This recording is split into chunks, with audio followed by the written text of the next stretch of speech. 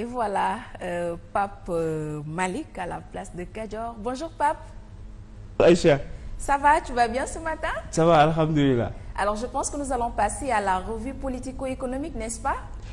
Effectivement, Aïcha, on démarre cette actualité politique et économique par Taxawu Sénégal. Taxawu Sénégal, section Pikine, invite Khalifa Sall à répondre au dialogue.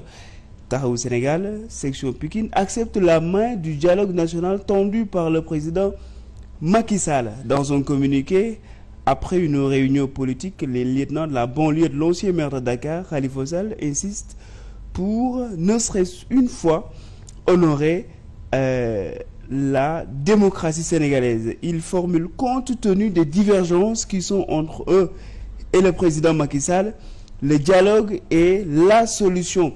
Nous invitons le président Khalifa Sall à répondre positivement à l'appel au dialogue du président Macky Sall.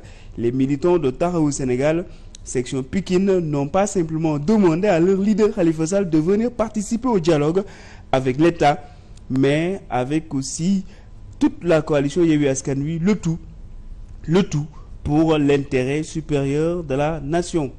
C'est la nation qui tousse. Mame Mbaye Niang accable Ousmane Sonko. Loin du dialogue, la tumulte. Le ministre du Tourisme attaque Ousmane Sonko à la radio.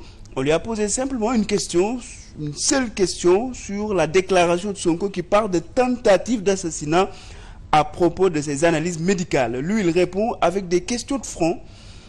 Vous savez comment ces prélèvements sont effectués? Comment sont-ils encadrés? Dans quel cadre sont-ils envoyés à l'étranger?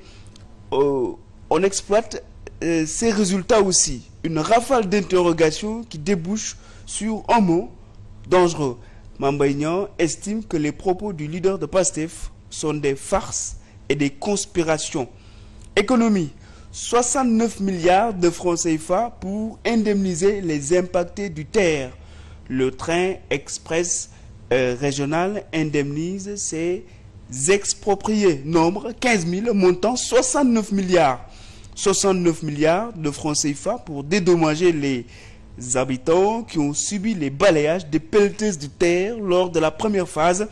Depuis son lancement en décembre 2021, les polémiques qui touchent le train express régional s'enchaînent.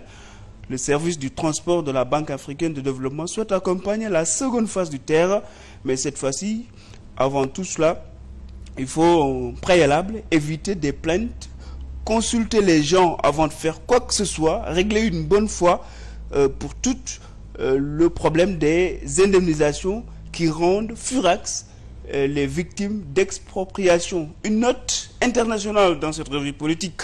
Les bombes, 13e jour de guerre au Soudan. 13e jour de tir, 13e jour de feu. Le Soudan est déchiré par les coups de canon. Les populations partent, pleurent, l'escalade monte.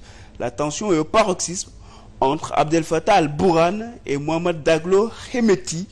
La guerre de soldats est fratricide, mais le fond est politique.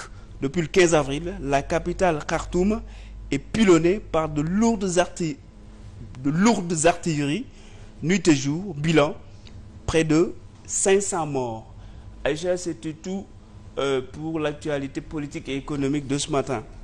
Merci beaucoup Pape Malick Thiam. Aujourd'hui c'est vendredi et comme chaque vendredi tu nous fais un dossier sur l'actualité. Alors aujourd'hui spécialement, à quoi tu t'intéresses?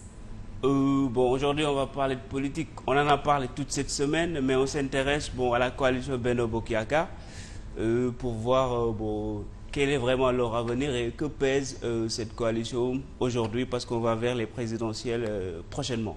Très bien, merci beaucoup. On se retrouve dans la deuxième partie. Merci à toi aussi, à tout à l'heure. Allez, merci beaucoup à Pape Malick Thiam, amis téléspectateurs. Nous allons clôturer en beauté cette première partie de la matinée.